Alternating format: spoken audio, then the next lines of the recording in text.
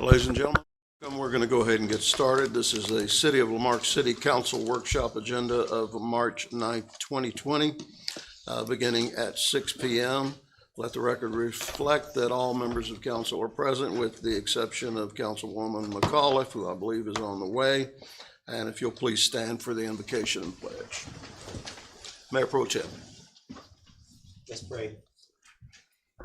God, we thank you for today. We thank you for this great city that we call home. We thank you for every appointed and elected official, but most importantly, we thank you for each and every citizen. And Lord, I pray tonight that we, Lord, might have compassion for one another, that we might understand one another. Lord, that we might come to resolution on many things. God, that would bring peace to our city. Lord, that would cause us to have hope. Lord, that would cause us to try, Lord, to be better than perhaps we ever thought that we could be to one another, that we would love and have mercy. Lord, we thank you for this meeting, and we pray that you would lead us and guide us. Lord, in Jesus' name we pray. Amen. Amen.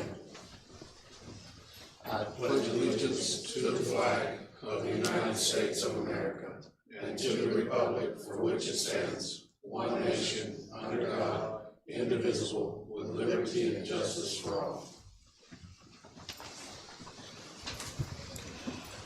Thank you, Mayor Pro Tem. Thank you, ladies and gentlemen. Item number 4A is a discussion of results and recommendation regarding investigation of alleged discrimination and retaliation within or related to the fire department. We do reserve the right to convene an executive session for this report, but since these questions were raised in public, I'd like for this report to be given in public. And I'm going to, and none of us have seen this. I don't believe the city manager's seen it. I don't believe our city attorney has seen it. No one on council has seen it. So we're all hearing it for the first time as well. And so, Mr. Jackson, will you introduce our guest, please? I will defer to Ms. Darrah to introduce him. So this is Art Pertile and Jay Zhang with Olson & Olson. Jay is specifically with the employment unit, and Art Pertile is the head of the municipal unit. We've asked them to do this investigation and report on the results. Thank you, Mayor and Council, and my associate, Mrs. Zhang, will pass you out the executive summary. The report is approximately 19 or 20 pages long, but we're going to walk you through the executive summary tonight because I don't want you to be here all night. So, and when you finish passing out, just a little bit about the firm while Jay is passing out a firm. All we do is represent cities and governmental bodies. We're a municipal law firm. That's all we do. We take no private clients. We just represent cities and governmental bodies. Myself, I've been practicing law for 34 years, and also I've never practiced on the private side, only governmental bodies. I was city attorney for the city of Waco for 12 years, was an assistant there prior to that time, represented the city of Houston, worked for the city of Houston, also former prosecutor with the Harris County District Attorney's Office. So this is what we do, what we've always done. And so I'll just kind of get into it, and if I may, as I go through this, I'm from West Texas. I was born and raised in Midland. So if I get a little loud, I'm not yelling. That's just, I'm from Midland.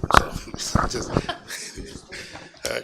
Well, it's just a little summary of it. On February 10th of this year, firefighter Ashley Robinson appeared before the city council and raised concerns of indifference, bias, retaliation, and harassment that she alleged she suffered during her employment at the City of Lamarque Fire Department. Our firm was asked to investigate her allegations, and we were specifically asked to determine if, one, she had been denied training opportunities and was subsequently passed over for promotion on the basis of her race, and two, if she was improperly reprimanded by raising complaints about the department. And during her complaint, she raised complaints about the city manager and a couple of employees also. So we were charged with investigating her complaint. The investigation consisted of over 15 hours of interviews with with firefighters and city staff, and included a review of all the documentation that both firefighter Robinson and any city staff could provide with us, and any issues that were raised, we tried to follow those. The fire department has 4 African Americans and 7 Hispanics on its force of 25. Half of the senior positions in the department are filled by minorities. Last year, in 2019, firefighter Robinson served in an interim engineer position, which have with the fire department. And let me explain a little bit of my background in the fire service. Is that I served for 10 years as on the board of the Texas Commission on Fire Protection, which is the state agency that regulates firefighters and regulated firefighters other than volunteer services in the state of Texas. Volunteer fire departments that volunteer to be regulated by the state are also regulated by that agency, and I was on that board for 10 years. Just as a little background, so in doing this investigation, we were gathering information to find out about firefighters Robinson's her complaint. In it with firefighter Robinson, she said she had received individual training when she was promoted as interim engineer. She received specialized, individualized training. No one else that we could find in the investigation had received the training that firefighter Robinson was offered. We did not receive, nor did we find any information to indicate that firefighter Robinson had requested or was denied any additional training, which would have enabled her to transition from the interim engineering position up to the permanent position as engineer. And and what we found in that is that she didn't receive any other training, and she did not go through the normal process that you would for promotion. So if she had the qualifications, if the way you would do it, she would have the qualifications, they would open up the positions, and then she would have had the opportunity to apply for those positions and then move from interim into basically permanent position. 2 other individuals who were along with firefighter Robinson are employees of the city. They were promoted, but we found they possess superior experience and credentials to firefighter Robinson. We could not find any evidence that would indicate that race was the motivating factor of why those 2 individuals were promoted, and firefighter Robinson was not promoted into the permanent spot. There was no evidence for us to indicate that race was a motivating factor behind the appointment of the other 2 individuals. Also, one of the individuals was an African American with similar experience as firefighter Robinson. Not only was promoted to engineer, but then currently was promoted and serves as captain. The same credentials, worked during the training, and then has now become a captain. Then move a little bit about Robinson's, her disciplinary reprimand that she received. It was a violation of the city's collective bargaining agreement. It was determined through our investigation that this disciplinary action was consistent with discipline issued to other firefighters for the same or similar infractions. And prior to her getting the disciplinary action, firefighter Robinson had not mentioned any type of discriminatory action, had not reported any discriminatory actions against her or in the department prior to her receiving that disciplinary action. So we could not find any evidence that would show that her disciplinary action was in retaliation for her raising those allegations. And in fact, the disciplinary action she received was consistent with other people in the department. So basically, in conclusion, the investigation revealed no evidence to support firefighter Robinson's complaints of unequal treatment or discrimination based on race or any other protected characteristics. However, and this is the part I think that what we in our investigation and that we want you as a city to focus on. However, a few of the witnesses that we interviewed, including firefighter Robinson, complained that there's a perception of favoritism in the department. We couldn't find that there was any race-based or sex-based, but there's this from the interviews, there's this perception that there is favoritism among shifts. And partly of what they're saying is that those firefighters that get the driving positions or that some people who are more favored get driving positions, get the opportunity to operate the equipment. And there's this belief and this perception that people who are new get to come in and they get jumped over current Lamarck firefighters or tenured Lamarck firefighters. And so that's something that we believe that may need or should be addressed. And the perceptions of that those firefighters identified as having driving opportunities are a main concern and obstacle to upward mobility within the department. These perceptions are complicated by a lack of clear guidelines governing appointments within the department. We think that we need some more standard operating procedures or standard operating guidelines, either call them SUPs or SOGs or just, but we think that we need to take a look as a city, take a look at that so there's clear guidelines about who gets to operate temporarily, who gets to be temporary appointment, how do you get promoted, what are the qualifications to be promoted to a permanent position, whether you're coming from the outside or whether you're moving up the chain. Also, what we wanted to present to you tonight is basically the proposed recommendations. We had these findings that we think, as I said, we didn't find anything that would show that there was discrimination or no evidence of that discrimination, but there are basically 10 recommendations that we have that we would like you as a council to consider. And I'll start with the first one. The city may consider consolidating its disciplinary action that's been going on with firefighter Robinson into basically one disciplinary action as to the two, because one of the disciplinary action was the one with her and the. Don't want to get too much detail on what it is, but with the violation of the collective bargaining agreement, and that one we would recommend that in that one, as soon as there's compliance with that provision, and you'll see in the report what I'm talking about, that one of those written reprimands be removed as soon as there's that compliance with that with the collective bargaining agreement, and also to avoid perceptions of unequal treatment in the department, we should consider promulgating the SOG, setting forth clear expectations for qualifications for advancement and promotion. Make sure that our standard operating guidelines are clear and precise. This is what it takes. These are the qualifications, whether you're coming from the inside or you're coming from the outside, for you to qualify for positions. Not just for promotion, but for positions, just to even start, entry positions, that we make sure that there's clear, unequivocal, that these are the minimum qualifications that you have. Now, as we all know, there are a bunch of jobs that have minimum qualifications. There are other things, once you have somebody who's minimally qualified, that you have to consider. But it's real important that you make sure that we have minimum qualifications for each position.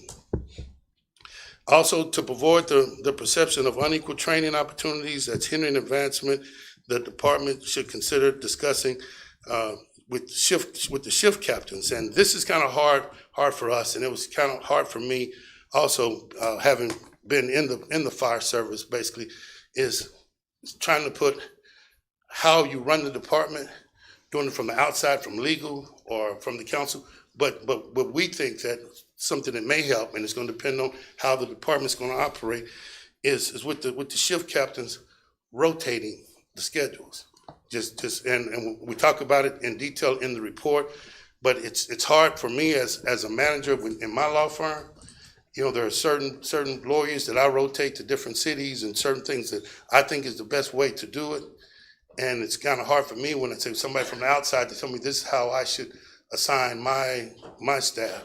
But we think if you take a look at in the report, we think that you and your management staff, you would probably agree with us that we may need to take a closer look at that and dealing with the shift captains, and so that people are kind of moved around and a little bit and becomes more inclusive. Because from what we could find is that when you have a shift and you got the same people, that it becomes a little bit kind of exclusive when you got just a certain group.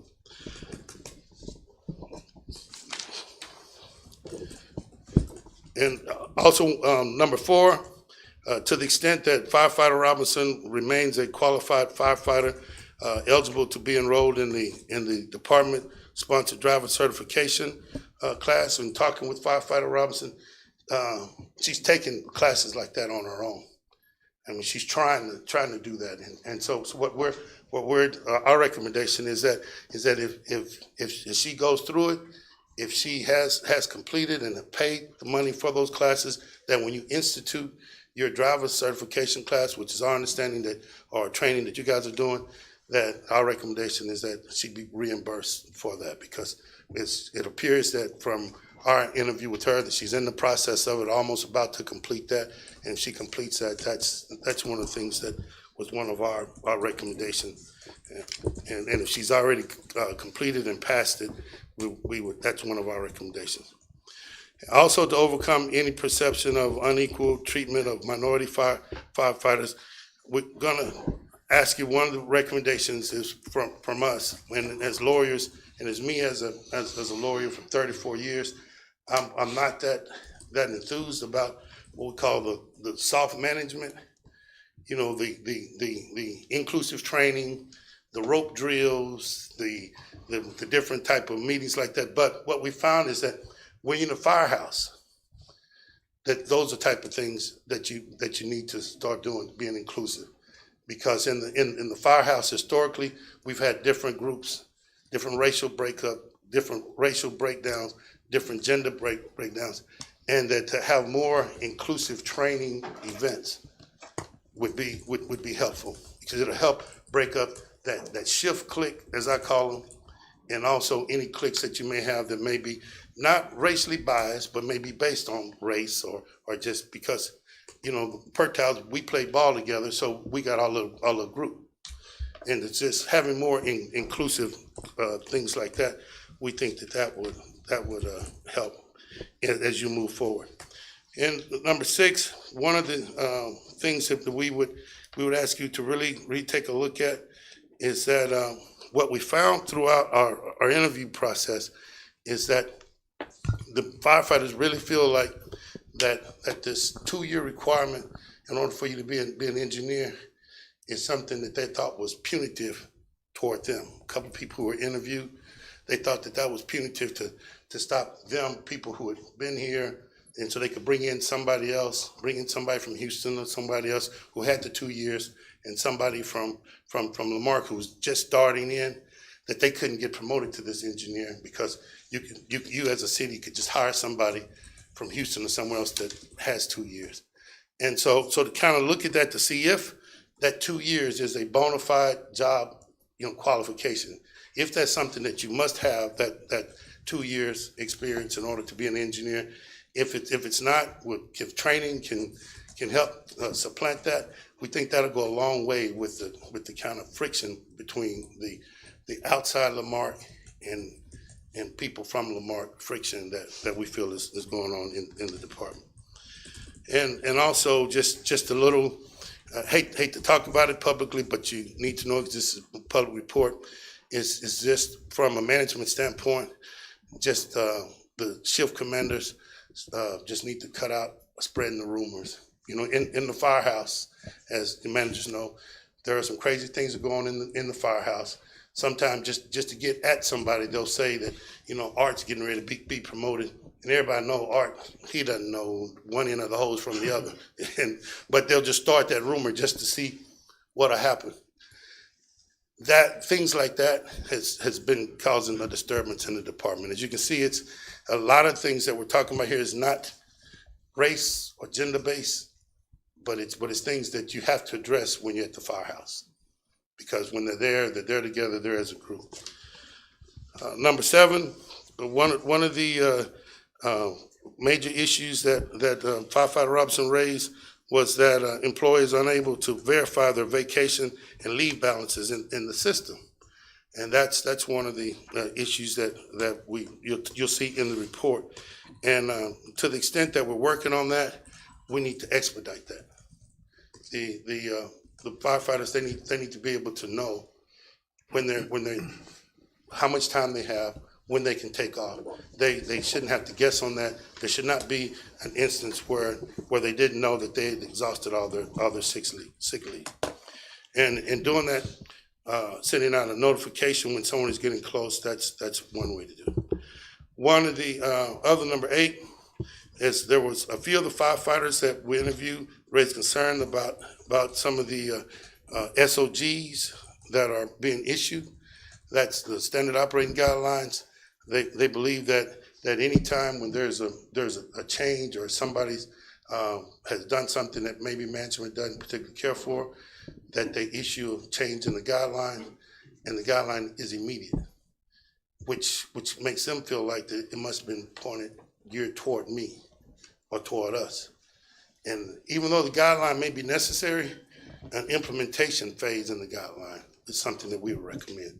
Maybe a 1 month. If it's not something that's life-threatening, a 1 month implementation, so that the firefighters would not sit there and think that, okay, when they changed that because that's what that was aimed at Jay. No, because most of your guidelines, and we looked at the guidelines, and the guidelines have general applicability. But when you change the guideline, and it's right after Jay had been written up, and Jay can't help but think it's toward him when it's automatic change. So, lastly, the last thing we talked about, we looked at why firefighter Robinson, why she was not formally promoted to the engineering position, and part of that is that she didn't make the qualifications to do that, but she was being worked out of class, so she was getting the money for that, and even though she was not actually serving in that position, actually doing the actual work for that, and we're asking that we take a real close look at that. Take a real close look at when we're working people up, to make sure that the people we work up are qualified to work up. You have these vacancies, and you have people that need to work up because you got somebody's not there, and even though you're paying them to work up, that's not all you need to do. You need to make sure that the people that you're working up, that they're qualified to work up, and so it reduces their expectation that, hey, this is going to be my job. I work up all the time, so when this opening comes up, I should get that because I work up all the time, even though they may not have the qualifications. And so that's what we're asking you to take a look at that, and take a look at how you pay those people that are working up, and make sure that the people that are working up, that you're paying them in accordance with how they're supposed to be paid when they work up. Those are the essence. That's the essence of our report. Our 10 recommendations. You have a more thorough report. If you would like, at some point we can go through that. I know it's a lot for you to digest. I know you may have some questions. If you want, we can talk to you about them in exec session, or you can get a copy of the full report, and we can come back and kind of walk you through that. But I know you guys wanted to get some information after we did this report, so I wanted to present it to you this evening. Yes, sir. May we ask you questions Yes. now as a council? Yes. Council, please. Could you just add a little more clarification on your 10th recommendation? I didn't quite understand. Well, in the report, it'll get more involved in, is that, for instance, if I'm a firefighter, and then we get a call out, and someone's sick, so they can't make it, and so now we got an engineering slot, and so instead of me being a firefighter, I work up as an engineer. And so simply because there's a vacancy there, we need to be careful about working me up as an engineer. Gotcha. You pay him, even if you pay me all the money for an engineer, I haven't been trained to do the engineering work. And so when the person comes to work and they say, you have to work up for Jay, you have to work up for JR, and I'm like, okay, I'm gonna work up for Jay.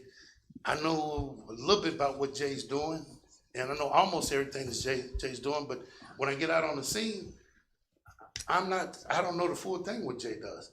And I'm getting that pay, but I don't know. I know how to hook the hose up. I know to do that. I'm firefighter 1. I can hook the hose up. I know how to keep it straight. I know all that. But some of that other stuff, I don't know. Okay, I understand. Thank you.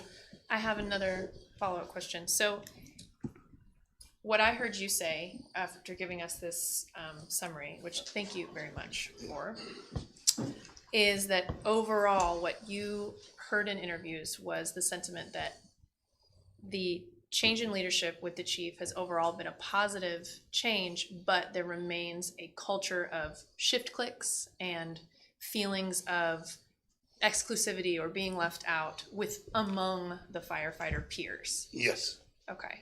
And so overall, you recommend mainly from what you just, some infrastructural changes that will help establish clear expectations for everybody, Correct. but also true energy spent towards making sure that within the fire department, they feel like a team. Yes, and for the individuals that are in and for the firefighters to feel like that they have the opportunity to compete in a fair manner, and that's the key. Even with firefighter Robinson, in my interview with her and with Mr. Jay Zhang in our interview with her.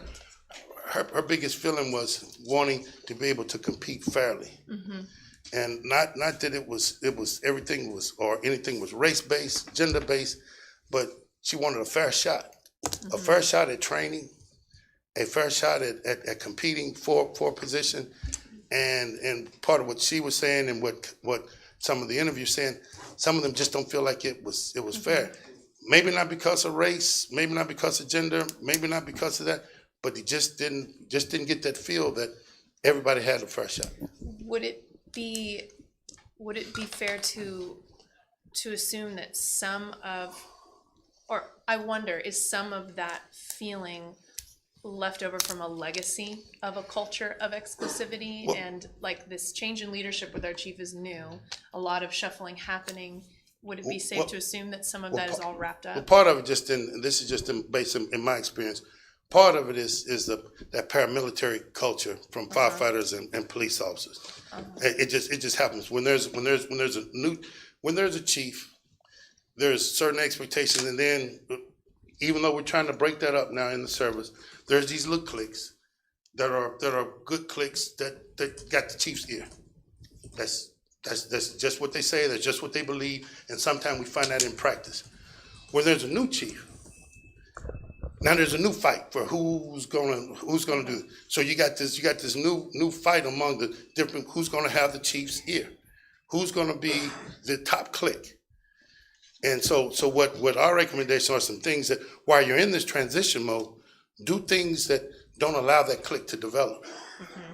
And that's what the managers do, and that's what the fire chief has to do, especially in this situation with you guys, is do those things now while you're in transition so that you don't let this new clique take control. Because that's what happened, police, fire, I see it all the time, is that when you get a new chief, you want this new clique.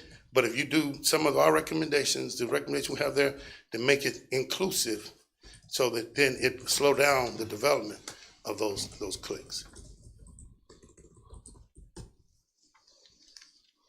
Anyone else? Yeah, you done? I one more follow-up on that. So on that note, what you're saying, that definitely makes sense with what is in your report and your recommendations. And on that note, you said, I think it was recommendation number 7, you mentioned that the firehouse managers are unfortunately a source of a lot of rumor creation. Yeah. Do you have specific recommendations besides stop doing that? No, what we do, like with Mr. Zhang, he's in employment law, especially when we have others and all. There are certain things that the people in the firehouse, they know what they're doing. They know what's up. The chief knows how to put a stop to that. Once it's recognized that this is what's going on, they can put a stop to that. But that's just some of those little games that they shouldn't play in the firehouse, but what they do in the firehouse. But there are ways to do that, making things inclusive, not putting up with derogatory things in there, saying it's no certain things that go on. No, boys will not be boys. We'll be firefighters. Boys will not be boys. Girls will not be boys. We'll all be firefighters. If we come up with the boys will just be boys thing, somebody get disciplined for that. No ifs, ands, or buts. No boys will be boys. We're all gonna be firefighters, and we're all gonna be the best that we can for the city of Lamarck. And when you start instilling that, and you follow through on that, then that kind of squashes. It doesn't make it disappear because but it squashes that. It keeps it down. Thank you. Mr. Art, Yes, sir. I want to thank you for your report. I want to thank you for the 15 hours that you put into this. I want to ask you a question.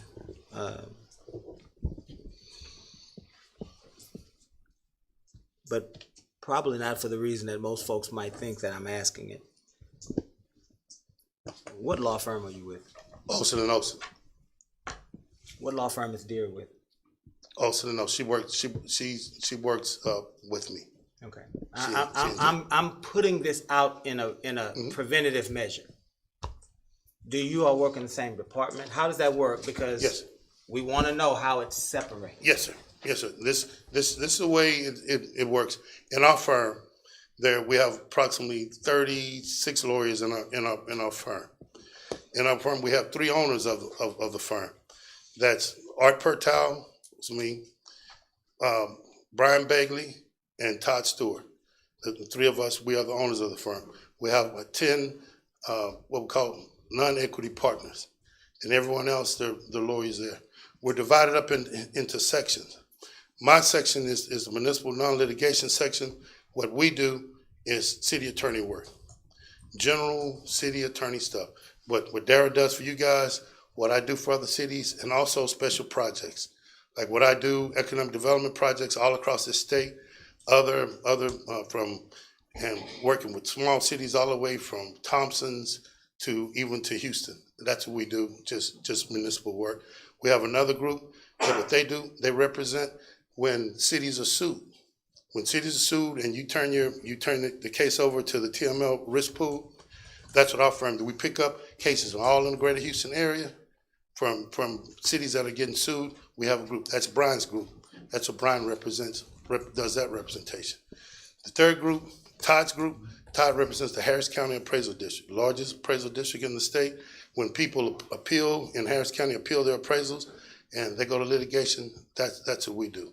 When we receive this recommendation to conduct this investigation here, what we did is when Dara said, hey, we got an issue going on, they brought it here, we need somebody to look into this. Art, can you assign somebody to look into this? I said, yes, I'll get Jay and Brian and myself, we'll look into it. Dara, stay out of this. Okay. Make sure this, because it's too close. Right. Just too close. Dara, you stay out of this. What you're reading tonight, Dara's reading tonight. Because you don't want her, you don't want any influence at that at all. I want Jay to be independent. I'm gonna be independent because we have to do these for our clients all the time. And what we've done is that's the way we'll separate, though. We'll bring another lawyer that's experienced with it, but it's not, for instance, one of the cities, my main cities, I'm city attorney for, is Stafford. When we have these things with Stafford and even with Katie, Brian comes in and does them. I stay out of there because I work day to day with the chief. I work day to day with them. Brian doesn't. So when Brian comes in, Brian goes in, or Jay, they go in and they handle that. So we try to keep what we refer to as that Chinese wall between them. But we still try to give you that service from inside as opposed to you having to go out and hire somebody else. Sure, and I wanted to establish the fact that while you all are colleagues, that this is separate. Yes. That Dara had nothing to do with this. Correct. Let me get into what I wanted to ask you, and I'm going to ask you questions as fast as you can answer them. Okay. We can get through this. Yeah, I love that. Art, where did you get Mrs. Robinson's allegations? Where did they come from? From the meeting. Okay, talk to me about that. Well, when she had the meeting, in the public meeting, we were able to look at that and see what she said, and then we interviewed Ms. Robinson. Jay Zhang and I, we sat down with Ms. Robinson and we walked through what her allegations. Are you sure you got every allegation? From Ms. Robinson? From the video of the meeting? No, Are you sure? no, not from the meeting, because once we saw what the tenor of it was from the meeting, we wanted to see what Ms. Robinson's allegation was, so it wouldn't be tainted by what the council thought or what she said at the council, because there was some discussion about, and you'll see in the report, about maybe or not she didn't mean what she said. And so we didn't want to get into that. So we say, Miss Firefighter Robinson, tell us what you mean. Tell us what the issue. Firefighter Robinson, do you think this was race-based? Firefighter Robinson, do you think this is sex-based? So we talked to her. But the public was able to witness allegations that were voiced in a meeting, and Yes, sir. and the council's directive was to make sure that every allegation that was said in a public meeting be addressed, so that we can have answers for the public that witnessed the meeting. Yes, sir. And I think when you go through that report, and you'll see from Ms. Robinson and her statements and report and what we got from her, that you will address all of those issues. Okay, we'll see. Yes, sir. We'll see. Not the second paragraph, Art. You start talking to us about the investigation consisted of over 15 hours of interviews with firefighters and city staff, and it's great. And then there's documentation, and then you make a statement that I don't know that it needs to be in there, and I want to ask you why it's there. You start to say it was determined that the fire department currently employs 25 employees. 4 of them are African Americans, 7 of them are Hispanics. Then you start talking about recent promotions of 2 Hispanic. What does that have to do with anything? Because it has to do with Firefighters Robinson, whether or not her allegations are race based, and that's where. So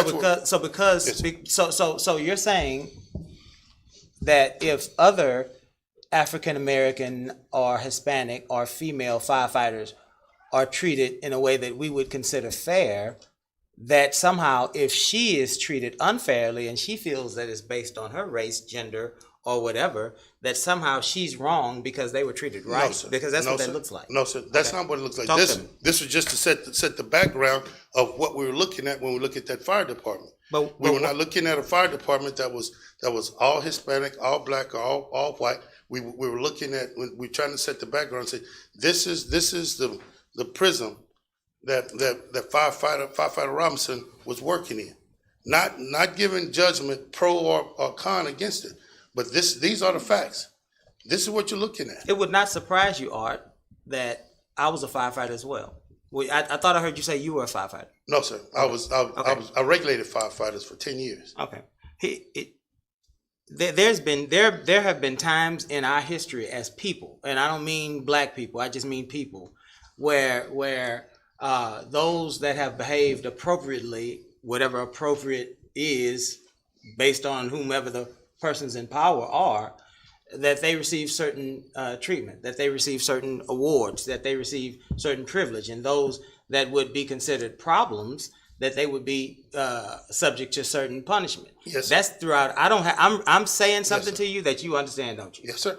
And so I don't know that we should base finding on how other folk in the same department are treated. I'm gonna leave that one alone because we don't have all night. I know, but let me tell you do this. Is what I ask you not to do, is not to exclude that.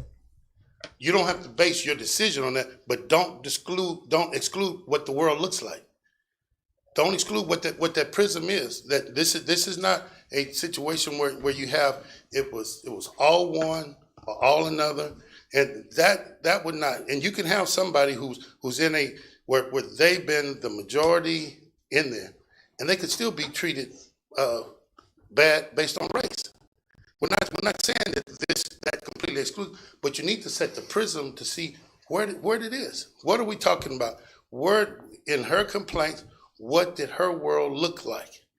And we have to set that for you. And when you go in the report, a little detailed report, you'll see that that's not a major issue, but that's something that you can't exclude what the color of the people are who work there.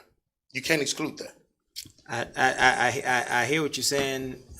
Well, we can get into this Yes. more after. Let me say this though before I get to my next question. I don't believe that our city manager or our fire chief has been racially biased in any way. That's not what I'm suggesting, and I'm not suggesting that there are folks in our fire department that are racist. I don't know that to be true, but I am suggesting the way that this report, the way that we did this investigation, probably we probably could have did some things a little differently.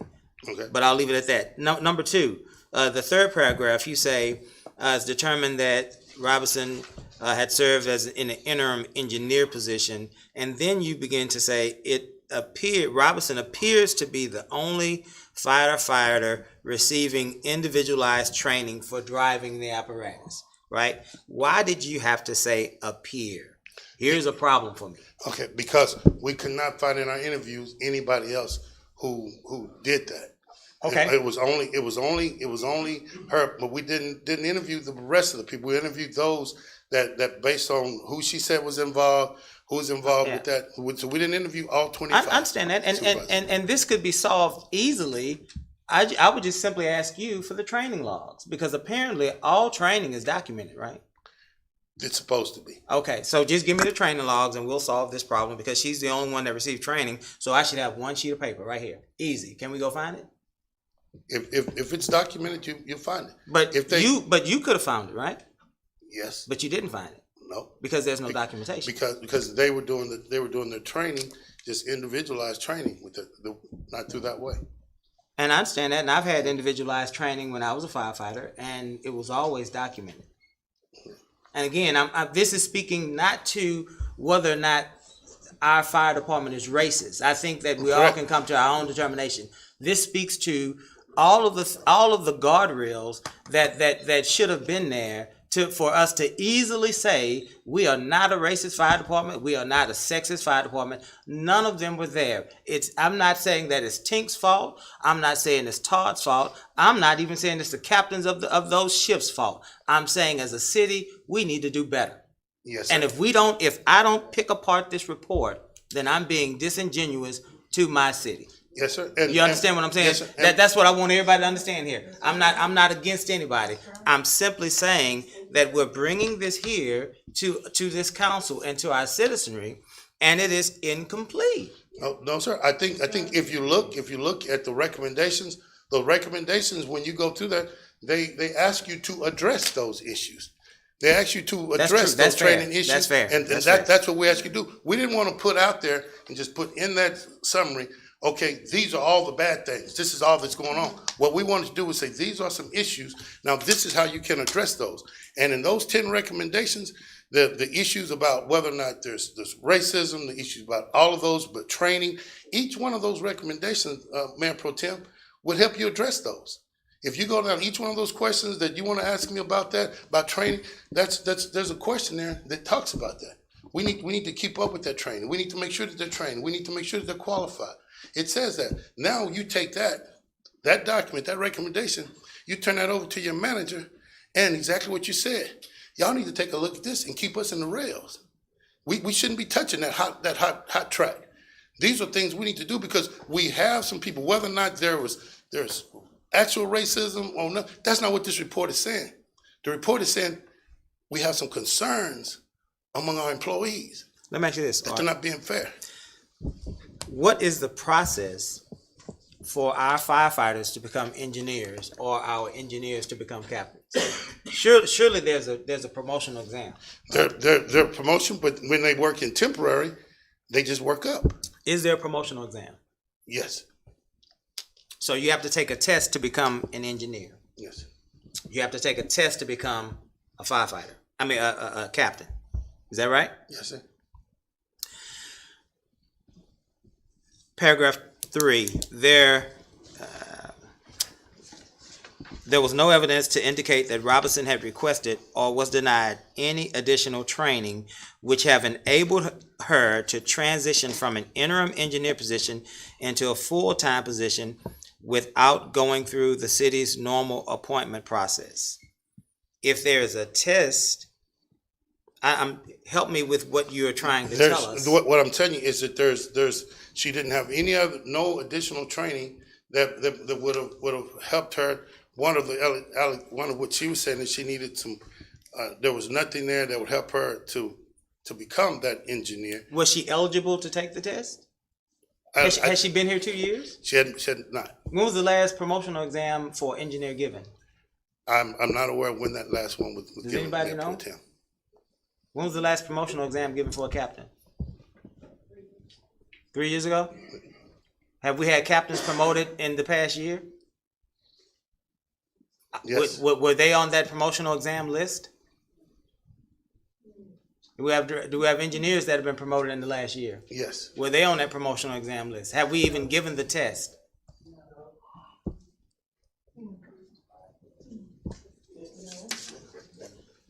Perhaps I was Yes, not sir. on. I don't have it. I don't have it in my face, Yes. and I could be totally wrong because I Yes, was sir. not on. I was not the Not on one this. doing negotiating the last That's contract. the CBA. Okay. Right. So unless that was taken out, All right. unless that was, I mean, I don't know. You know, And I'm telling you literally, Art. okay. Okay. And I'm I've been here a long time, and it could have been removed. But if it But if it wasn't, if it wasn't, what we're asking you to do is to take a look at that. That's what our report is saying. Take a look at those things that have been slowing down or been prohibiting the way that people have been able to be promoted here. That's what we're asking you to do. And that's both on promotion, that's both on education, that's in all that. That's what we're asking you to do. We're not asking you to determine whether or not it's been racism or whether or not there's been anything. Is to address these issues. If you address these issues that we have before you, Mayor Pro Tem, you will solve that. and I'm with you. And again, let me say this again. I do not believe that Tink or Todd, who's our fire chief, or any of our captains, I'm not accusing them of any racist behavior. Yes, sir. But again, the point is all of the guardrails are gone. And if all of those guardrails that are there to keep the department honest are gone, we can have the best intentioned fire department and city manager, which I believe we do. But it just starts to look suspect. Yes, sir. And Not that it is suspect, it's just start right? and It just starts to look a little like that. And that's why if you institute the recommendations here, you can clean that up. You can stop the look and you can stop the facts. Let me ask you one more series of questions. I'll be gone. Okay. Here's the deal. Here's what I want to ask you. Last part, you say the investigation revealed no evidence to support Robinson's claims of unequal treatment or discrimination based on race or any other characteristics. It revealed no evidence of discrimination based on race or protected characteristics, but it did reveal some sort of evidence of some sort of harassment, right? I would say it's harassment. What do you call but it? There was what I'd say is that it's not harassment because that has its own definition. Okay. But there's firefighters. Some firefighters feel at ease with the way they have to live in the firehouse. Okay. Feel at ease or ill at ease? Ill at ease. Oh, okay. Okay. But there's no way for us to know the heart of those that are perpetrating these types of behaviors. You'll never learn the heart, so that's why you put in the guidelines. that you were Guardrails. talking- Okay. put in the So here guidelines. I want to ask you about Ms. Robinson. You said Ms. Robinson participated in this investigation. Yes, sir. She gave you documents. Yes, sir. Did she give you any witnesses? She told us people yes. Did you interview her witnesses? Yes, sir. Did she understand the promotional criteria? Yes. Did she if in fact there was supposed to be a test, did she ask about the test? She did not ask about the test. Okay. In the other part of her behavior, that I don't think is in dispute, and I'll leave it at that. Yes. I think that we have a good handle on that part of it. But in that, did we ever find out if she was following the directions of a supervisor? Did somebody in authority suggest, order, dictate any of this behavior that's actually causing the problems? No. So she didn't receive this directive from her superior or someone she felt like or thought or assumed was her superior. Well, I don't know what she may have thought or anybody else, but not from any superior, not that we could find it, even with our conversation with her, that there was not some supervisor that said to do it this way. What we're talking about is just that he just didn't keep track. It wasn't Guardrails. intentional. Wasn't intentional at all. And if it had been, we would have said that in here. It was not. You said tonight that you recommend that if we offer a class for our engineers, a driving course, Yeah. or those types of certificates, that we should reimburse Ms. Robinson. Yes, sir. Why would we reimburse Ms. Robinson? Because I think what you have as a city, that this person has been moved up and down, and was trying to be able to perform the job when she moved up, and so she had to take it upon herself to try to obtain the education, so that when she got moved up, she get out on the scene, whether or not she's going to be incident command or not, that she would know what she was doing and be able to drive a truck. Because if she didn't take that and get practice on that, when she get moved up, now they say, look at Art. Art can't drive, but look at where he's at. He moved up, he's incident command, and he can't drive. And so she's taken upon herself, your employee has, to try to get there. And when they get there, they get that qualification. Our recommendation is that because you have that being worked up like that, that you reimburse her for that training. Reimburse her Yes. or them? What if other folks did the same thing? I think that would be the fair thing to do as a city. But Yes. you said her. Her, because we're dealing with her. We're dealing with Miss Robinson. And I don't know about You don't know if there are any anybody others? else. No, sir. Are you suggesting if there are others that we reimburse all of them? No, because I know the fact situation about Miss Robinson. I know with her being moved up and down. I don't know the fact situation from 3 years ago, 2 years ago, but I know about Miss Robinson. Firefighter Robinson, I'm sorry. Again, Art, I think that's a little suspect. If you're suggesting that any person that took it upon themselves to seek training that we are now offering in this specific category, that we should reimburse all of them, I'm with you. But if you're saying we should simply reimburse her, then why are we doing that for her? But you gotta look at the individual facts. Is that we don't know if anybody else was forced to move up like that. When she's forced to move up, when you move up like that, you're supposed to be able to do that. Was that part of her complaint that she was forced to move up? Not forced, but she worked up. And she felt inferior? She felt like there were some things that she wasn't able to do. We never expanded the investigation to see if anybody else felt that way?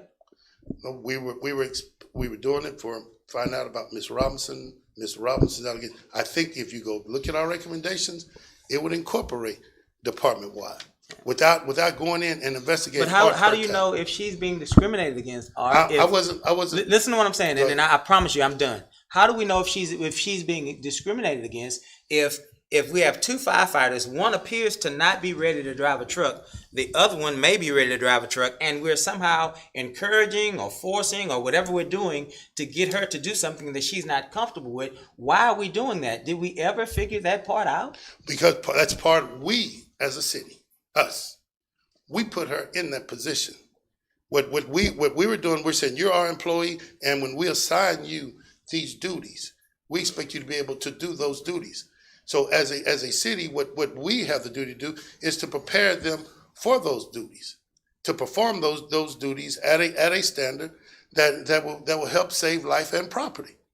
That's what we have to do.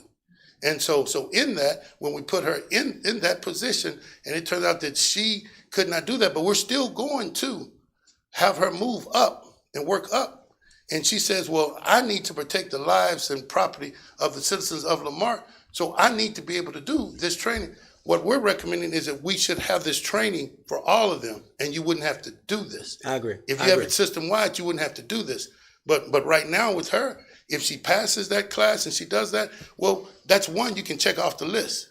Now, you may have 6, 7, 8 others that you need to check off the list, but you got one off the list, and she's done that. And you're going to pay for that training regardless. Or you should pay for that training. I agree with that part of it, Art. I'm simply saying that there perhaps was more to her story, that we could have done our due diligence. There were more instances that we should have ran down. Again, as I close my comments, Again, I'm not suggesting that any of our folks are racist. I'm not suggesting that. I don't know that.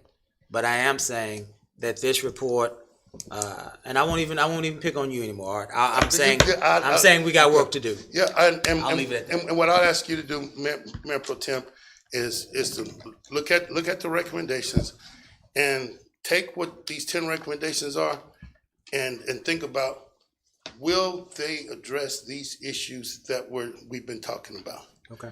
And I think we'll, even in recommendation, we talk about the second job. I didn't mention that as much, but even being able to open it up so that those people who have some special ability, some special license, to be able to allow them to do that.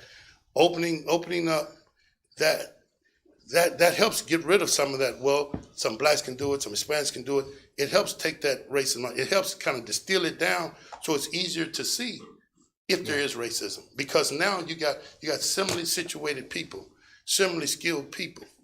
Now you knock out all the other stuff, because all our people are trained. All of our people are trained at the same level. They got the same qualifications. We can throw all the rest of that out, and now we can deal with whether it's a race issue. But with everything that we got involved in that, because even with, and I know it's when you read the report, you'll see over and over again that it's just about indifferent, treated different, not based on race, not based on sex, but just different. And you can address that. You address that through your training. Mm-hmm. And then you can find out whether it's race or not. I appreciate your Art. I really do. No, thank you, Mayor Pro Tem. Appreciate your question. Yes, sir. Thank you, sir. I just have one comment. Thank you for the great points you brought out, Mayor Pro Tem. This is just an executive summary of a 20-page report? Yes, sir. That we're going to receive? Yes, sir. Thank you. Yes, sir. All right. Thank you again. The things that you described in the click and everything in a large corporation, that's one of the reasons why we move people and managers around from one end of the town to the other. It helps avoid that. It's easy to put down in paper. It's very difficult to do when you're in a very concise organization. But it is something that we have to address. I have a concern, if you're at liberty to say. We look here at the reprimand that was given for excessive leave. And you had mentioned, and in this report, it says it was consistent with the discipline issued to the other firefighters for the same or similar infractions. Yes, sir. And you mentioned that there was a misunderstanding by the firefighters as far as how much time they had coming to them and leave. And I understand scheduling conflicts and everything.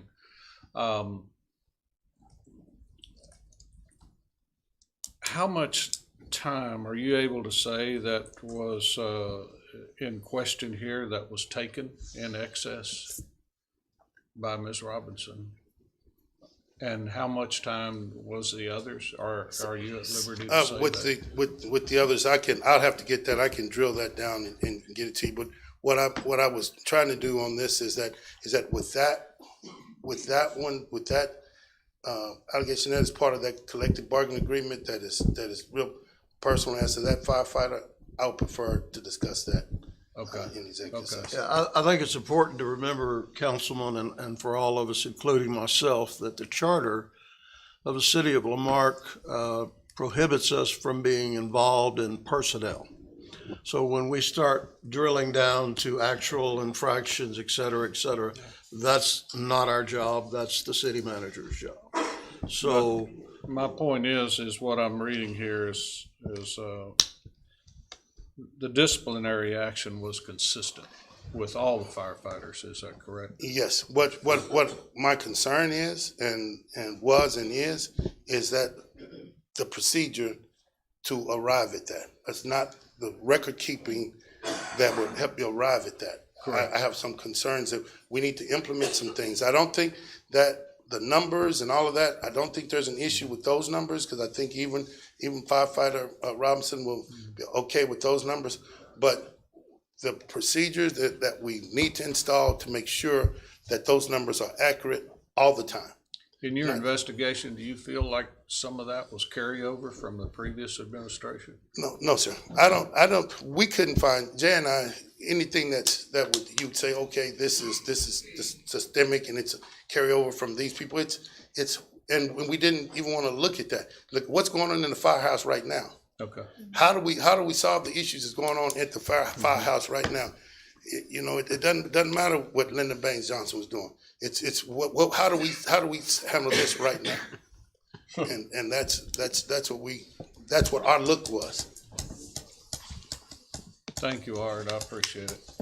Can I just ask one more Yes, follow-up, ma'am. because I thought it was clear on it, and then it got a little fuzzy for me. Okay. And I want to say I'm really looking forward to our report, because it seems like obviously we have a lot of more questions, Mayor Pro Tem asked, was your investigation based on the allegations voiced in the previous city council meeting? And you said no, they are based on when you had you took that as context, so you knew what you were dealing with, and then when you sat down for your first interview, you said, what are your allegations? Yes. And that's what the report is based on. Yes. So it was you asking from firefighter Robinson, what are your complaints? Correct. Okay. Well, I look forward to reading the report, and I assume that then we'll have you back if we want. If you want me back, I'll be back. Jay and or I will be back. Okay. Because I think, this is clearly, and I think you can feel in the room, I mean, this is difficult, and it's not an easy thing to hear the things that we heard in the city council meeting last month, and it's not easy to take the steps forward, but I think that we're all in agreement on council here that it's not a question of, what's the best way to handle this? How do we go about this? It's how do we get to the truth, and how do we figure out what's the best way to move forward for every single employee and future employees that work for the city of Lamarque and our citizens. And I like the fact that Mayor Pro Tem is going to bulldog and pick apart this executive summary with you here and with people here to listen, and that we have the opportunity to read more because it is a vital matter that we get to the heart of. And I thank you. Yes, and you need to, and that's part of what you guys do, and if that raises more questions or additional questions or additional issues, that's where we're available to follow up on that. But what we tried to address was basically firefighter Robinson, her issues, her concern, and as we sit now with this department, how do we move forward with this department based on what we have now? Thank you. Thank you for those recommendations. We take them to heart, and appreciate that. So if I could clarify really quick for council's benefit, one of the things that I think has been a question tonight is the scope of the investigation. So to keep as much objectivity as possible, Art and Jay were given the directive from me that came from council. We gave them a copy of the public meeting where the allegations were made and said, look into this, go wherever the investigation leads. We want to report for council by the next meeting. And I added one piece, even if you find that there was no wrongdoing by the city, this council is going to want to know what they can do to just avoid even the perception of that situation. They're really interested in making this a better city, a better fire department, and they're going to want to go a step beyond was there wrongdoing, and they're going to want to know what can we do better. So to the extent that you want to go beyond that directive, there's no problem with doing that, but we wanted to be good stewards of taxpayer money and start with what was right in front of us. Thank you for adding that, Dare. Yeah. That's good.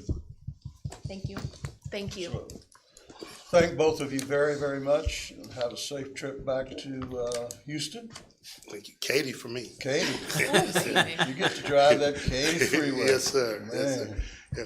Thank you guys for inviting us, and we appreciate you allowing us my firm to serve you guys. We Yes, really sir. do. Over the years, we've had a great relationship with the city, and and we hope it continues. Well, we'll Thank go you. through the report Yes, sir. and we'll have you back. Yes, sir. Yes, sir. Thank you.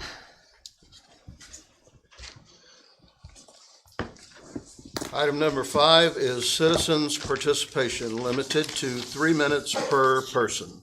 Comments from the public. At this time, any person with city-related business who has signed up may speak to council on a specific agenda item limited to 3 minutes. In compliance with the Texas Open Meeting Act, the city may not deliberate on comments. Personal attacks will not be allowed. And I want to stress this right here, this last sentence. Personnel matters should be addressed to the city manager during normal business hours.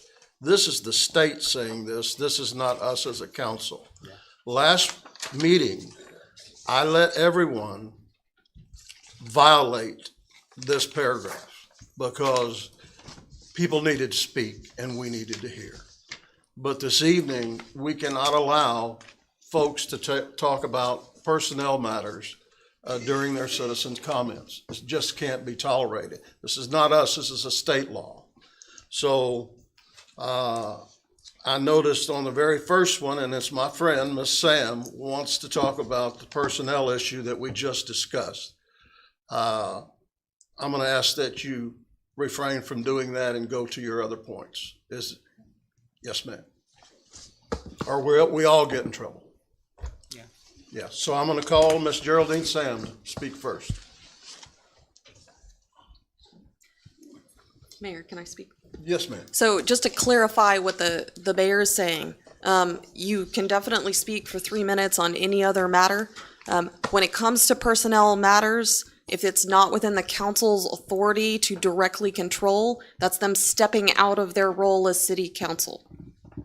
And I understand. I just had a few questions with the report that Art, whatever his name, the lawyer gave. And so I won't address any of that. But I did have a few, I was disappointed at the last city council meeting at some of the things that were said. And it really bothered me, because I'm a victim of domestic violence. And when you say that you're going to hit someone in their head, that's what my ex-husband told me before he did it. And I was beat up pretty bad within an inch of my life. I didn't like to hear that. And so I'm not going any further with that. Yes, ma'am. I'm not calling out any names. I'm just saying that's the way that I felt about what was said at the last city council meeting, and it bothered me. I didn't sleep. So I just want to say that I didn't call out any names, but that did bother me. That let me know that the lawyer didn't see the tape all the way through. Okay, the next thing that I want to ask you all about is the city of Texas City. We have an ordinance talking about that they can't work on Sunday. They're working behind schedule right now and trying to get the school built right across here. Is there any way, we have an ordinance on board, is there any way that we can work with the city, with the school board in Texas City to try to help them to get our school built across the street? They're running behind because they can't work on Sundays, and it's becoming a problem and a concern. If we could look into that. Yes, ma'am, we have addressed that. I'll let Mr. Jackson speak to it. Okay, thank you. Met with the contractors a month and a half ago, 2 months ago, and told them if they would go speak to the neighbors, and the neighbors would all agree that they were more than welcome to work on Sundays, and haven't heard from them since. Okay. Because that was brought to my attention too, that our schools, we need the brand new schools. Our children, if you have not gone into the portable buildings, if you would ever walk into those portable buildings, you don't want your children to be in those kind of conditions and then expect them to have an A with the state. And the teachers are doing the best that they can in those kind of conditions. And I applaud them because I serve over there in those buildings all the time. And I love those children, but they deserve the best. our children deserve the best. And if we're not willing to give them the best, then I'm gonna have to try to find a way to help them to get the best. Because if it was your child, you'd want your child to have the best, okay? The next thing is that I noticed that Texas City is providing tuition to College of the Mainland for students to go to College of the Mainland free. I don't know if we have a program, I don't know if we have who we contact or what will we do to provide a similar program, for that. I'd appreciate that. Can I just I'll mention grant one you an more thing? additional minute, yes, ma'am. Okay, and then I just want to ask you all, I know that this is 2020 and everything, we have elections and everything coming up, but are we going to start redistricting when? When are we going to start redistricting? I think the county's redistricting after the census is taken. Okay, but the city is required to redistrict too. So, After the census, I think anyone After who's the required census. to will take those numbers, yes. okay, all right, thank you, but my heart is broken. Because like I said, I was beaten within an inch of my life, and, that's the first thing he said. I'm gonna get you in there. To clarify, that was most definitely within the scope of the investigation. If council would like to hear more on that, we'd be happy to include that if it's not sufficiently in the report that you receive. We did include Ms. Sam's allegations as well in the videos that were sent on to Mr. Pertile and Mr. Zhang. Thank you. Thank you very much. Thank you, Ms. Sam. Mr. Loftus.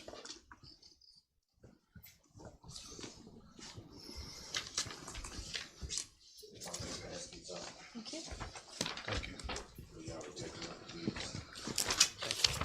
How you doing, man?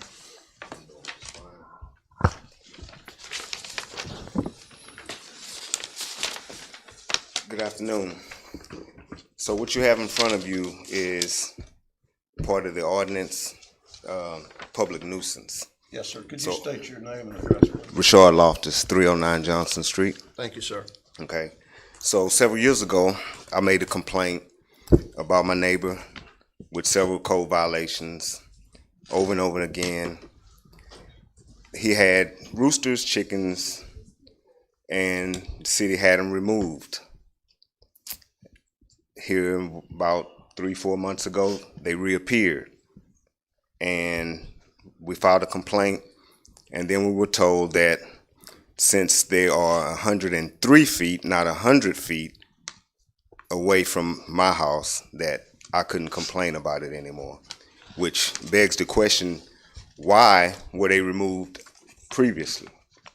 So moving on, what I would ask the city to do is to take a look at maybe revising the ordinance and requiring that it be 150 feet instead of 100 feet. And that would rid my neighborhood of this problem. And if you look at the public nuisance, so we're gonna go away from the 100 feet since we can't get nowhere with that right now.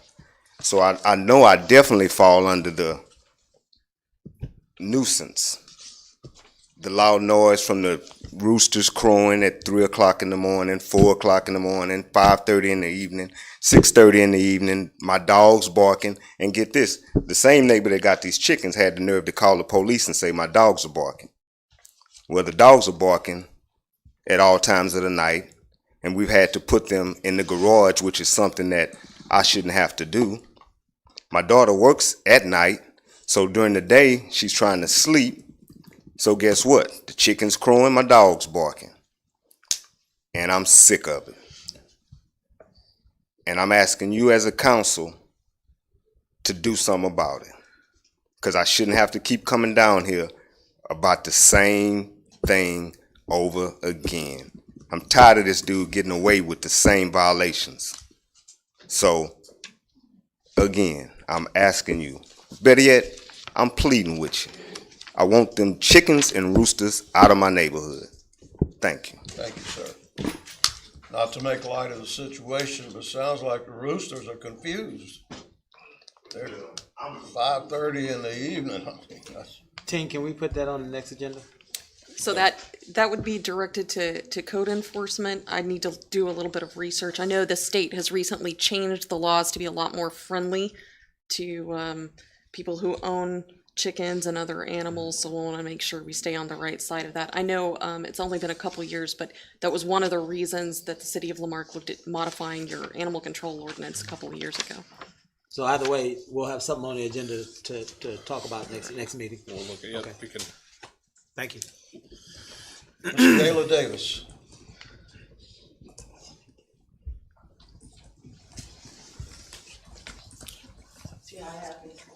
Yes, ma'am. If you'll state your name and address, please, ma'am. My name is Gayla Davis, and I live in Lamarck, Texas.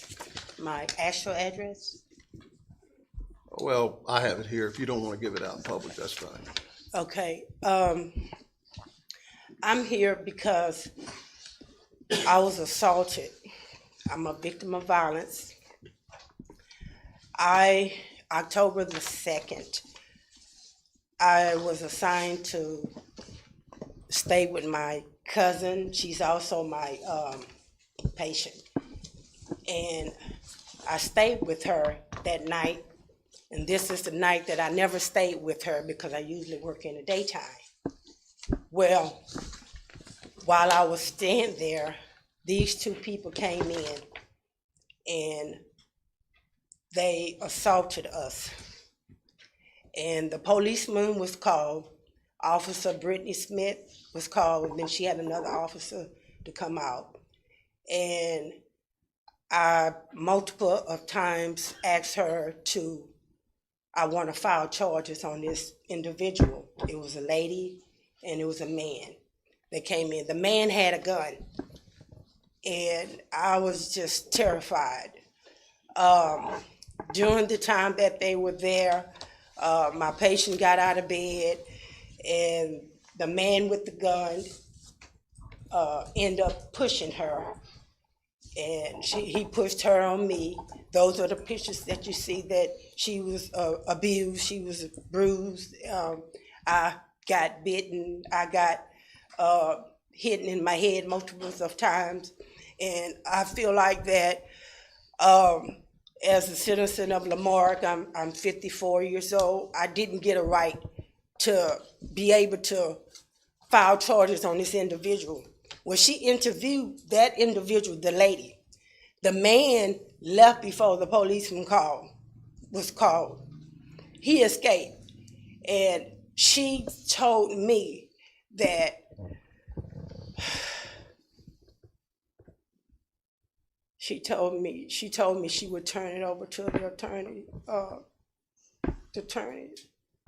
And she never did give me the right to file charges. And I asked her multiple times. She interviewed a lady. She didn't really talk to me that much. You know, I told her the story and everything like that.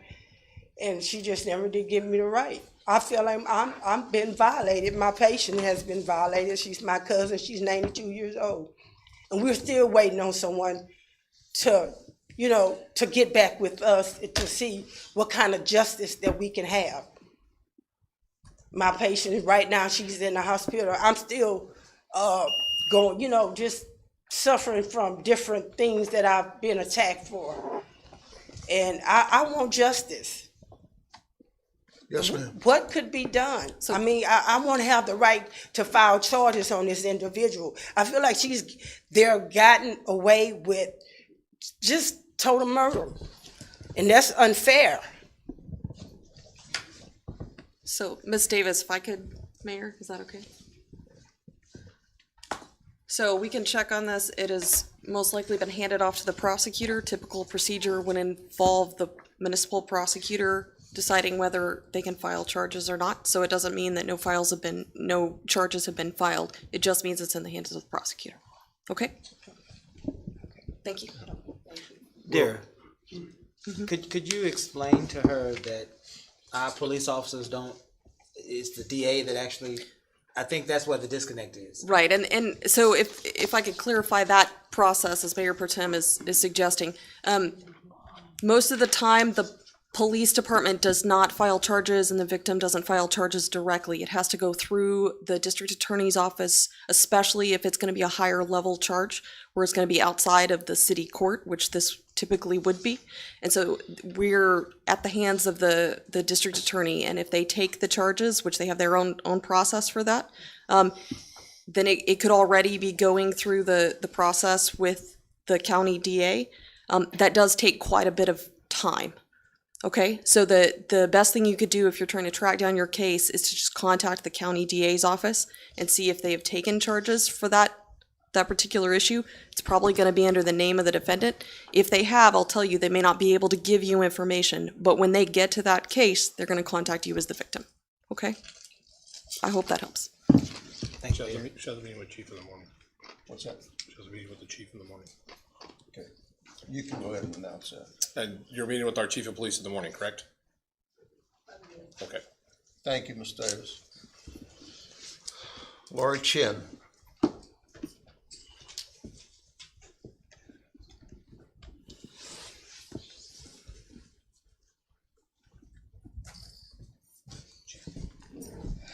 Good evening. My name is Lori Chin. My address, 19 South Algeria Street. And I am here representing my organization, which is the Seeds of Abraham Community Action Group. We deal with all type of injustices, whether it's environmental, health-related, education, or just any type of social justice. And with that being said, I am a social justice advocate, and I've taken Ms. Gayla Davis as well as Ms. Robbie Swindell on as clients. So they came to me 2 weeks after this incident had taken place. And so I went through the motions with them. We did go through the district attorney. We did go down to the police department. I have communicated with the officers, Corporal Cantu, Hernandez, and several others that was dealing with this case, okay? So what I found out was with the lady that she was referencing, you know, they all kind of giving me a runaround. They's giving us a runaround. The district attorney has been waiting on them to submit the paperwork, and they never did. I spoke with Brittany Smith. She got angry. Well, she had an attitude claiming she was going to file charges on everybody. Yes, I said, that's no, fine. no. And I don't want to go into the personnel. Yes, ma'am. However, what I want to know is if you all, and I know you said that it goes through the district attorney. However, I would like to see some type of ordinance put in place here for the citizens here in the city of Lamarque to be able to have an avenue to get justice. I feel as though that there's nothing in place right now that will allow them to, one, have a real voice, and two, why would it take 6 months? Because we're at that 6 month period now, in which Corporal Hernandez said it would take us. It's a 6 month process. I was like, why should it take 6 months for a citizen, especially senior citizens? And we know that make up about 65% of the population here in this part of Galveston County. It's a lot of senior citizens. And it's a lot of injustice being done to senior citizens in this hour. So I want to see something put in place that will initiate justice being done to our citizens, our elderly, a lot quicker and a lot easier process. Because right now, it's too many of them, and I've been talking to different ones, and stuff has been going on in the neighborhoods, and nothing is being done, especially dealing with this Lamarque Police Department. So if I know I only got a few minutes, but also have some kind of a follow-up process. When incidents are done, they can at least be able to communicate with them, and they'll have some kind of satisfaction in knowing that, you know, we are on it, something is being done, and especially when it's coming up against the police department, because they're the ones that really, I feel as though, not doing due diligence to our citizens here in the city of Lamarque. Thank you. Yes, ma'am. Thank you. So for council's benefit, there wouldn't be anything you could do when you start touching the state criminal laws or trying to make that process happen faster through the DA. You guys are all well aware of that. To the extent there's any sample ordinances that Ms. Chen might have from other cities that references what you're talking about, I'd be happy to see that, take a look and see if that's something that the city of Lamarque could look into. Thank you, Mayor. Thank you. Marvin Johnson.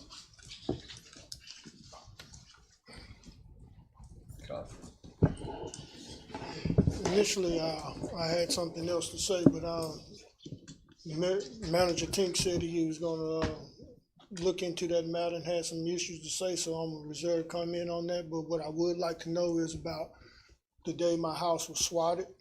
I mean, what can we do to put in place to keep prevent these type of things from happening? On that day, I could have lost my life. And all the officers were saying was that they were there on orders. Also, for the touching the situation of those, I've also had experiences with that same officer, and I know it's a personnel problem, so we ain't gonna call any names. But what I would like to do is, what can we do to put in place? Because I know for a fact, Lamarque employs several officers who really makes me uneasy with them being on the street. I know for a fact because I've had some experiences with them in the higher courts. I know for a fact Lamarque employs police officers who really should not be on our streets policing our kids or citizens, period. So what can we do about the hiring process to keep those type of officers out? There's a lot of good officers out there. There's no shortage of officers coming out of schools. So what can we do to put in place to have better officers on the streets? Because what that does is it turns into bad situations for those of us who are citizens who are not looked on like city councilmen with prestige. So I would like to know about what can we do and maybe put that on the agenda, and maybe the city manager can incorporate something for the hiring process that would rule out those officers who have been sent away from other jurisdictions who are now coming to our smaller jurisdiction and continuing with the same behavior, because it's not safe for us as citizens. And so we're looking to you guys as the council to protect us. And we have several officers who really should not be on the street. And if we look into their backgrounds, I think the city council will find as well that some of those officers shouldn't be there. Yes, sir. We're going into executive session. We have a folder about that thick. We also have some videos and some 911 calls that council will view. And if you'd like to stay, Mr. Johnson, until after we review that, and not be limited to 3 minutes, you and your wife, you're welcome to do that as well. Yeah, we will. Yes, Thank sir. you. And so in response to his comment to the extent that we're talking about, hiring and processes like that, that's really getting into both the collective bargaining agreement and city manager's role for personnel. So that would be kind of outside of council's purview at this point, but those would definitely be things to keep in mind when we're looking at the next collective bargaining agreement.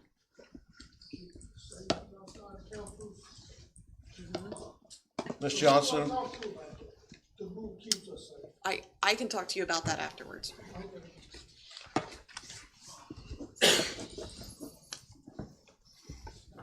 My name's Serena Johnson. I live at 3121 Marion Drive in Lamarque. And I won't be long, and you don't have to answer no questions. I just want to be heard.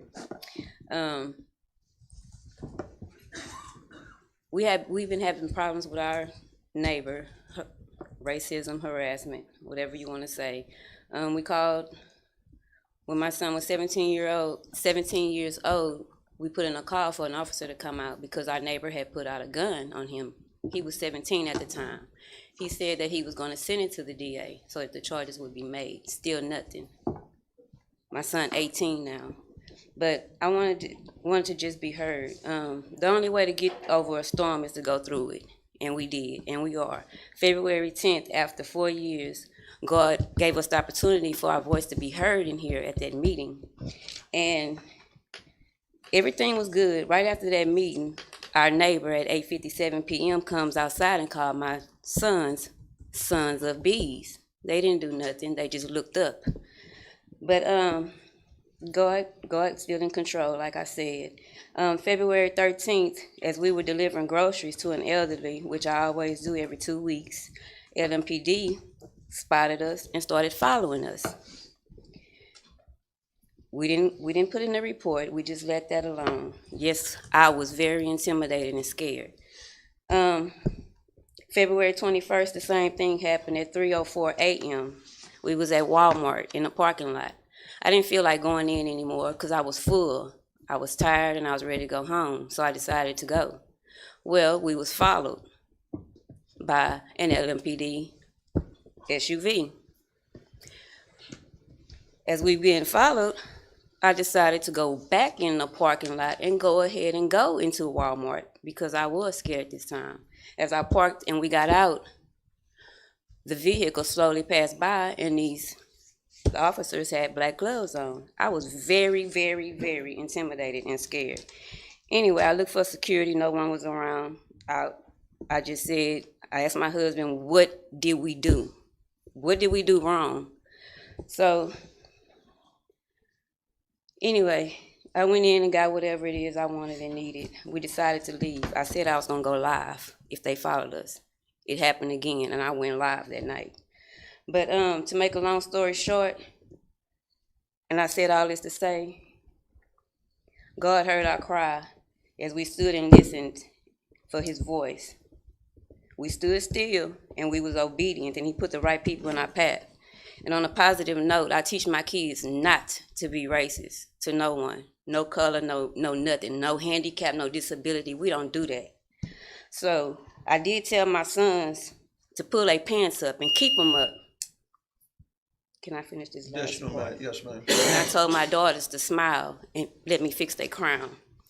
Anyway, I just wish we could change. I wish we can change shoes.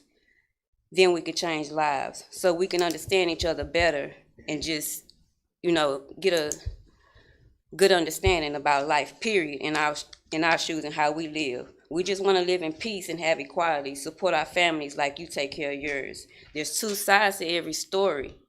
Y'all always heard the others, and now you have heard mine, and that's all I wanted. I want everybody to know we are not a racist. We love everyone, every color. I've never been through this, and it hurts me to know that my kids and grandkids have to go through it.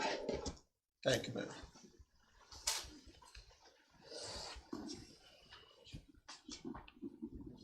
Miss Evelyn? Is that Mertz? Mertz, thank you.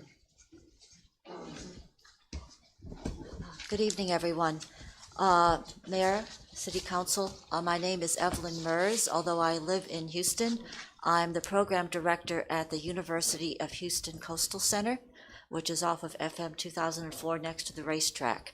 I wanted to come here tonight so that you would all know how appreciative everyone is to the city of Lamarque and especially to your fire department for the work that they have put out in helping us conduct a prescribed burn of our coastal prairie there as part of the restoration of the coastal prairie. It is a 925-acre facility, and we burned about 100 acres on February the 27th. We're making a lot of progress and making this a place that I think that the city of Lamarque and the region can be proud of. In 2017, the Texas legislature designated the University of Houston Coastal Center as the Texas Institute for Coastal Prairie Research and Education.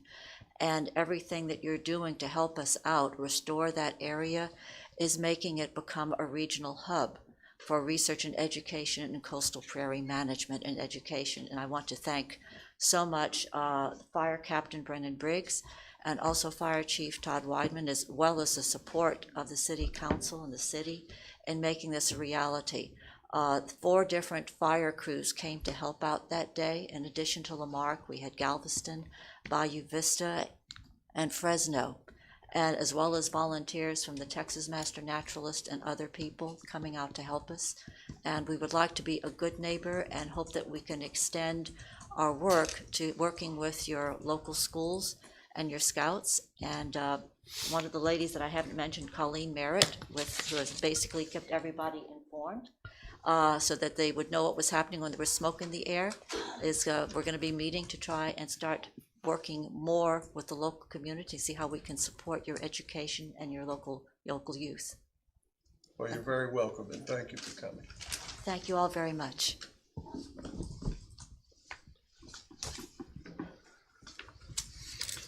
Item number 6 is the consent agenda. Mr. Jackson. Mayor, City Council, item 6A, discussion relating to adopting resolution R 2020-0004, which is amending resolution number R 2020-001 and ordering the City of Lamarque general election to be held on May 2nd, 2020. When you all sat down at the dais tonight, you had a updated version of that. The one that went out in the packet had a wrong date, and I want to call your attention to that. On the first of the page for early voting, it begins Monday, April 20th. The 22nd is a Wednesday, so Monday, April 20th, and that matches what's in the resolution. That'd be the only change for that. So this calls the general election for District B and District D and establishes voting times and places. Any questions?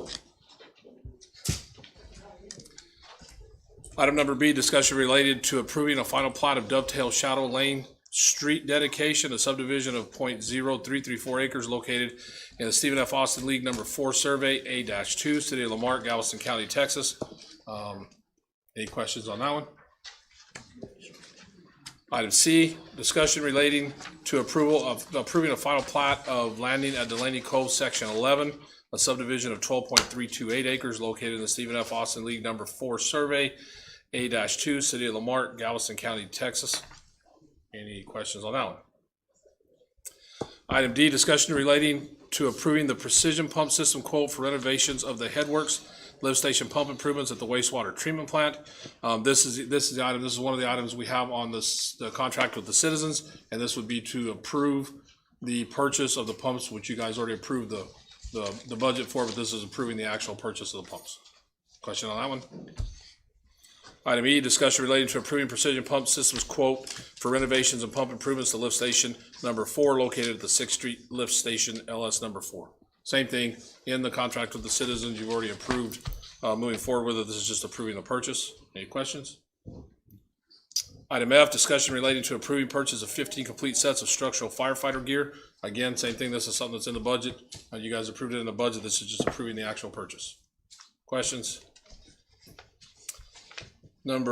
Item G, discussion relating to approving LMV Incorporated Task Order Number 4 for services related to creation of a Parks Master Plan in the amount of $50,000, with $20,000 to be taken from monies collected under the Park User Fee Ordinance. So we came to you a couple of months ago. We had completed the RFQ. We had two RFP. We had two entities that applied. We selected one, and you authorized me to go negotiate a contract with them. Second applicant was disqualified because they didn't meet the criteria for the quote. We sat down and attempted to negotiate the contract to do the Park Master Plan with the group that answered the RFP. Cheapest version of it was about $157,000. Top version was about $250,000. So I had a discussion with LMV, who we already have a professional services agreement with. They're the ones that are designing our wastewater treatment plant expansion. Talked to them about doing this. They've done these before, and they agreed to do this at a tremendous loss if we would agree to add $20,000 to what we had in the budget to do it. So we have a contract proposal from one group for $250,000 that actually cut some of the things that we had asked for in the original RFP, and we have this offer from this task order from them to do it for $50,000, and includes everything that we had in the original RFP. But we're $20,000 short, and we're asking to fund that from the monies that we've been collecting under the park user fee. Any questions on that? Yeah. How do we miss the budget for a master plan? We're $20,000 over. We know actually the original proposal's $230,000 over $220,000. I mean, how do we budget $30,000? What were we thinking? Well, I think originally when we talked about, I don't think we anticipated them charging as much for the public outreach as what we included in there, because we added in some more public outreach after, because we talked about making sure we had a meeting in every part of town and making sure that they came before you guys 3 times, before the Parks Board 3 times. So we added in a lot of extra meetings in that. I didn't think it was going to come anywhere close to that. Yeah. And I think, when we put out the RFP, the groups that respond to these are very specialized, and I think they because they're so specialized and there's not that many that respond, they throw out a big proposal. And I mean, they know what responded. And so I think they said, well, we got them, we got them hooked here. So. Well, I definitely, I had two sort of sets of feelings about this. Number one was that I was very pleased to see the thorough solicitation of community input that was included in this proposal, because that was really important to me and to us. I remember, like, just for anyone listening, it's, it's stakeholder interviews that is all over the place: staff, city users, local volunteer organizations, other businesses, multiple community meetings in the parks, surveys for all ages, constant updates on the website, presentations at city council, a lot of really good opportunities for us to actually create parks plans that reflect what the citizens actually want. I wondered, there was like a few things on there that it's important to me to know if you think that L&B would be willing to work with us on, and that is the potential of working, the potential they might have to help us negotiate, our partnership with TCISD regarding the Haley Elementary School, and making sure that whatever playground evolves from that, because it's embedded within the city, is something that feels accessible and built into the city, and for city users, that it doesn't end up feeling like it's a playground for the elementary school and that's it, and nobody else ever gets to use it. Right. Especially because of where it's located. Yeah. And so I didn't know if that was in their purview to help us liaison with the school board and talk about that. You could sure put it in there. Then just the opportunity to create more pocket parks. I know on there's the proposed Saltgrass Park, but I'm trying to get more pocket parks. So especially in District D, like in the Flower Street area, Cedar Street, Wisteria, all that, but near our municipal buildings and hopefully in our downtown area as well. So that, and then also it's important to me that we have conversations with them about preservation of existing green space. We just had a great example, Miss Mers, was it, I believe, who was here, and obviously we don't manage that property, but that's a perfect example of the kind of spaces that I hope we establish, that as the legacy of the city of Marque, as we protect natural space as well as develop space. So I just want to put that out there, that I like this plan a lot, and I'd really love to be included in that conversation and keep these things going. I think one of the things that's so interesting about doing the master plan the way we're doing it, most of our parks have been there for a while, and the neighborhoods around them have evolved. At the time they were put in, there might have been a bunch of young kids, small kids, and so a certain thing was put in there. And now that park's been there 25 or 30 years, and now there's not small kids there anymore, but we have a middle-aged population around there, or maybe even an aged population there. And you got a basketball court out there that maybe hardly ever gets used, to where if you had some reading benches or a couple of adult exercise machines in those parks, they might get utilized a lot more. And that was the reason we really piled on the public involvement, was because it's going to take a little bit to actually get to what do the neighborhoods want to see in the parks that are in their neighborhood. And then looking at the disbursement, and we got this area over here and we have nothing over here, so how do we fit something into that area? So I think that we just kept adding to it as we were going through this, and when we finally got it done, I think we just heaped a lot more on there than what we'd anticipated. I have one request, Tink, on this. I'm having some heartburn on taking the user fees, because I think that when people when they donate with their water bill, I think that they would probably want to have more of a direct impact on their parks. Like those monies, I would hope that we could use for new swings or a new slide or things like that, instead of a study. Is it possible for us to find that money somewhere else? I'm sure we could. Yeah, does that make sense? Yeah, sure we can find it someplace. And one other thing I will say, I think after Susie and I looked at the numbers on the park user fee after 5 months, Susie, and we'd actually collected a little bit more than what we had anticipated.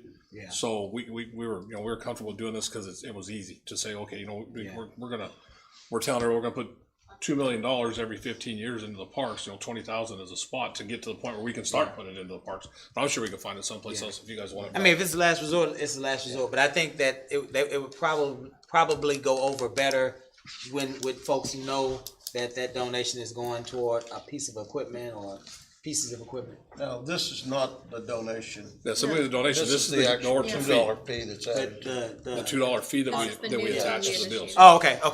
And that's why I also feel I like got you. Thanks for that. Yeah, I see what you're saying, but I think that like it might take a little explanation. But I mean, this without a plan like this, We we don't get- can't do yeah. anything. Well, going we forward. can, but I mean, we don't can, know. but Is that what they it's want? like it has been. It's very hit and miss all over the place. We don't have any cohesion. Is that gonna be what they want? Cool. Well, I'm excited about that. So once we get this figured out tonight, then we're gonna be able to start running forward with the master plan. Any other questions on that? And the last one, discussion relating to approving up to $500 expenditure from the youth program fund to support the Earth Day Fest at the library. So as we came out of, earlier this year, when we decided to try to, council gave direction to try to rotate the youth fund into going to activities that are sponsored by the city and start utilizing it that way. I put together a committee of staff. There's one person from each department to start looking at some activities we could do throughout the course of the year for the students. We had already had the Kid Fish plan at that time, but start looking at some other activities we could do. Big, small, didn't matter. Just look at stuff where we can keep the kids involved, bring them in, do things, and have more activities scattered out over the course of the year. Keep Marque Beautiful had already talked to the library about joining together on the Earth Day festivities. And then, so this committee talked about joining with them and expanding it even more and doing more for the kids that day. So we would have more of a draw to bring out more kids. Our library director gave me a budget. It's a little under $500 for what they want to expand the activities to over there. So we're asking for $500 from the youth program fund to support expansion of the Earth Day festivity at the library. Any questions on that one? No. Okay, Mayor, that's all I have. Thank you, sir. We'll adjourn that workshop meeting, go directly into the City of Lamarque regular city council meeting. Let the record reflect we're all still present. And it's my great honor, item 3, to present this month's or this meeting's Customer Service Excellent Award to Mr. Ernest Dickey. Ernest, if you'll meet me down front.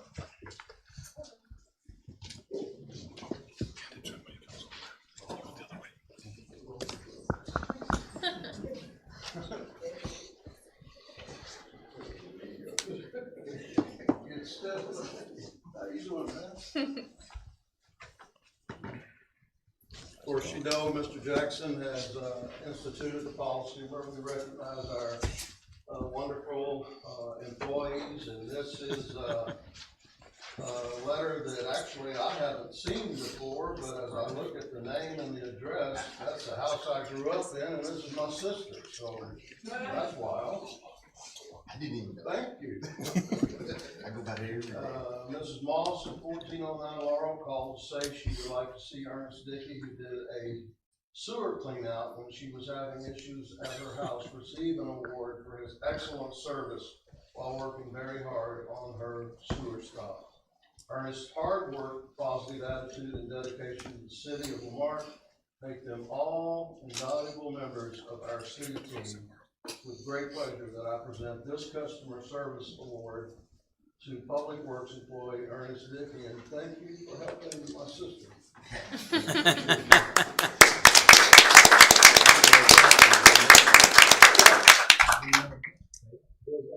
Come on.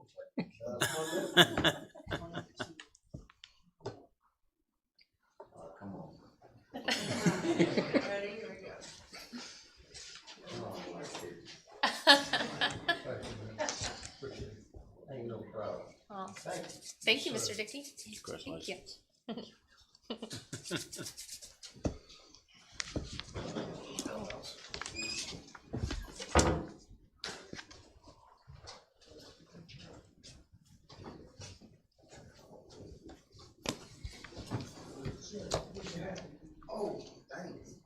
Item number 4, minutes, workshop city council minutes of February 10th, 2020, and B, regular city council minutes of February 10th, 2020. I'll entertain a motion. So moved. Second. Motion second, no discussion on minutes. Any additions or corrections? Hearing none, I'll call for the vote. All in favor? I'm sorry, actually, I do have one. There was one thing I was hoping that we could add to the workshop minutes. During the workshop minutes, Mrs. Tarina Johnson came up during citizens' participation and, shared during her 3 minutes, her perspective of what had been happening with her neighbors, and she included very specific derogatory terms that she and her husband and her family, she said, had been called. And I feel like because of the nature of that discussion, and anyway, I'd just like to see, could we have more of the full discussion in the minutes, just for posterity? and Consider record. it done. Thank you. And with those added, I'll call for the vote. All in favor? Aye. Any opposed? Item 5 is a public hearing. Madam Clerk, if you'll call the time.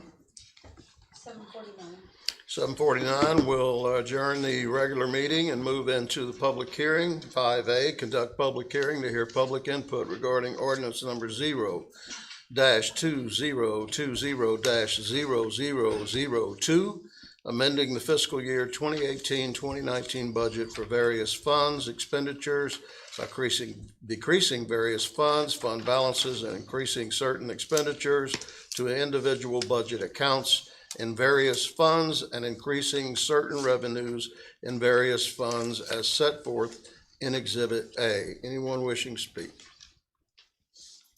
Anyone wishing to speak? Once, twice, 3 times. Thank you, Madam Clerk. If you'll call the time, please. 7:50, we'll close the public hearing, go back into the regular meeting. Item 6A, consider recommendation to adopt ordinance number 0-2020-0002, amending the fiscal year 2018-19 budget as delineated in the public hearing. I'll entertain a motion. So moved. A second. Motion second. Any further discussion? Hearing none, I'll call for the vote. All in favor? Aye. Any opposed? Item 7 is the consent agenda. We have corrected the resolution dates. Is anyone wanting to pull anything out of the consent agenda for further discussion? Hearing none, I'll entertain a motion. So moved. Second. Motion is second. All in favor? Aye. Any opposed? Item 8 is appointments. Does anyone have any appointments this evening? Yes. Yes, sir. I have 2. I would like to appoint Stephanie Gordon, 102 Lake Road, to the vacant alternate position on the Planning and Zoning.